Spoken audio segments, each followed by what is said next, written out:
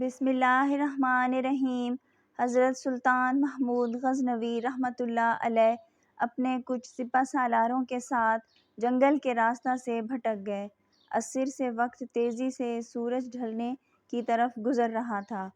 سلطان جنگل میں راستہ تلاش کرنے میں سرگرداں تھے کہ ایک ہندو دھرم کی شہزادی پر نگاہ پڑی جو اپنی کنیز کے ساتھ شاید شکار پر نکل آئی تھی۔ اکیلی شہزادی اور اس کی کنیز اس چیز سے بے خبر دریا کے کنارے پاؤں ڈبوئے بیٹھی تھیں کہ ان کے پیچھے ایک جنگلی ریچھ پہنچ چکا ہے۔ اس وقت تک کہ سلطان کا تیر اس کے حلق سے آر پار ہوتا، وہ ریچھ شہزادی کی کنیز کو ایک ہاتھ کے پنجے سے ضرب دے چکا تھا۔ اس سے پہلے شہزادی اپنا ترکش سنبھالتی اور تیر کمان میں لگاتی شاید بہت دیر ہو جاتی۔ سلطان محمود غزنوی رحمۃ اللہ علیہ نے پے در پے 3 تیر اس جنگلی درندے پر دے مارے، جس سے وہ ڈھیر ہو گیا۔ شہزادی کو یہ جاننے میں مشکل نہ ہوئی کہ اس مہارت اور بہادری کا مظاہرہ کوئی جنگجو سپہ سالار ہی کر سکتا ہے۔ شہزادی سلطان کی طرف متوجہ ہوئی، اظہار تشکر کے لیے اپنا تعارف کرواتے ہوئے بولی، میرا نام سمرتی ہے، میں جے پور ریاست کے راجہ کی اکلوتی بیٹی ہوں، میری جان بچانے کا شکریہ۔ میں تمہیں اپنے پتا سے یہ کہہ کر فوج میں کوئی اعلیٰ عہدہ دلا دوں گی، ویسے تم ہماری فوج کے سپاہی لگتے نہیں ہو، بتاؤ کہاں سے تعلق ہے تمہارا؟ سمرتی شاید یہ نہیں جانتی تھی کہ اس کے سامنے کوئی معمولی سپاہی نہیں بلکہ اس وقت کے سب سے طاقتور اسلامی لشکر کے سربراہ اعلیٰ سلطان محمود غزنوی رحمۃ اللہ علیہ ہیں، جن کے نام سے ہی ہندو راجاؤں کے حلق خشک ہو جاتے ہیں۔ سلطان نے مختصراً اپنی شناخت ظاہر نہ کرتے ہوئے کہا، جی کسی اور فوج کا سپاہی ہوں۔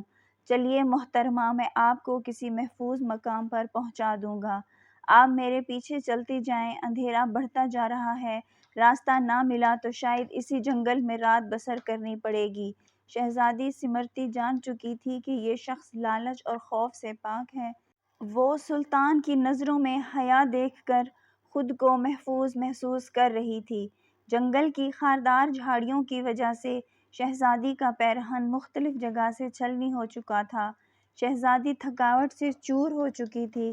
سلطان نے شہزادی کو ایک سخت پتھروں اور درختوں کی اوٹ کی طرف اشارہ کرتے ہوئے کہا، شہزادی آپ ادھر آرام کر لیں، رات کی تاریکی بڑھ رہی ہے اور موسم میں بھی تغیر کے آثار ہیں، اندھیرے میں مزید سفر گھنے جنگل میں کرنا دشوار ہے، علل صبح نکلیں تو شاید میں آپ کو کسی محفوظ مقام پر پہنچا سکوں۔ سمرتی کے پاس سلطان پر اعتماد کرنے کے علاوہ کوئی دوسرا راستہ نہ تھا۔ سلطان نے محسوس کیا کہ شہزادی اپنے بیش قیمت مگر قدرے باریک لباس میں جنگل کی ٹھنڈی رات شاید نہ گزار سکے۔ سلطان نے اپنی موٹی چادر شہزادی کی طرف اچھال دی اور معنی خیز نظروں سے شہزادی کو دیکھا، جیسے کہہ رہے ہوں کہ یہ اوڑھ لیں۔ شہزادی نے بلا جھجک چادر اوڑھی اور ٹیک لگا کر درختوں کی اوٹ میں پاؤں پسار لیے۔ اس کی نظریں سلطان کے چہرے کی طرف جمی ہوئی تھیں، جو نظریں جھکائے ایک قریب پڑے بڑے پتھر پر بیٹھ کر آگ جلانے کی کوشش کر رہے تھے۔ بالآخر آگ جل گئی، اس کی روشنی میں سلطان کا نورانی اور بھرا ہوا وجاہت والا چہرہ چمک رہا تھا۔ سلطان نے شہزادی سے قطع نظر مٹی سے تیمم کیا اور نماز پڑھنے لگے۔ شہزادی کو جھٹکا لگا، اوہ یہ تو مسلمان لگتے ہیں۔ ایک دفعہ شہزادی کانپ گئی، کہیں غزنی کے لشکر سے تو نہیں، یہ تو لٹیرے ہیں، یہ مجھے زندہ نہیں چھوڑیں گے۔ لیکن اگلے ہی لمحے شہزادی اب تک اس کے ساتھ گزرے وقت کو یاد کرنے لگی، اگر یہ اتنا ہی سفاک اور ظالم ہوتا تو مجھے ریچھ سے نہ بچاتا۔ نہ چاہتے ہوئے بھی شہزادی کا دل پھر سے اطمینان و یقین سے بھر گیا۔ سلطان نماز کے بعد دعا کرتے وقت زار و قطار رونے لگے۔ روتے روتے سلطان نے اپنے خنجر کی نوک اپنے پاؤں کے انگوٹھے پر رکھ کر اس کو دبا دیا۔ شہزادی دیکھتی رہی کہ یہ جوان مرد مجھ سے گفتگو میں بے تکلف نہیں ہونا چاہتا۔ علل صبح سلطان نے شہزادی سے کہا، اب ہمیں نکلنا چاہیے۔ کچھ دور جا کر سلطان کو ایک سفید پتھر پڑا ملا۔ جو سلطان کے سپاہی نشانی چھوڑ گئے تھے کہ راستہ اسی طرف ہے۔ یہ اس زمانے کا ایک طریقہ تھا کہ جنگل میں پتھر چھوڑتے جاتے تاکہ پیچھے آنے والا راستہ جان سکے کہ گزرنے والا کہاں سے ان کا ساتھی گزرا ہے۔ بالآخر شہزادی اور سلطان ایک ہموار راستہ پر آ پہنچے۔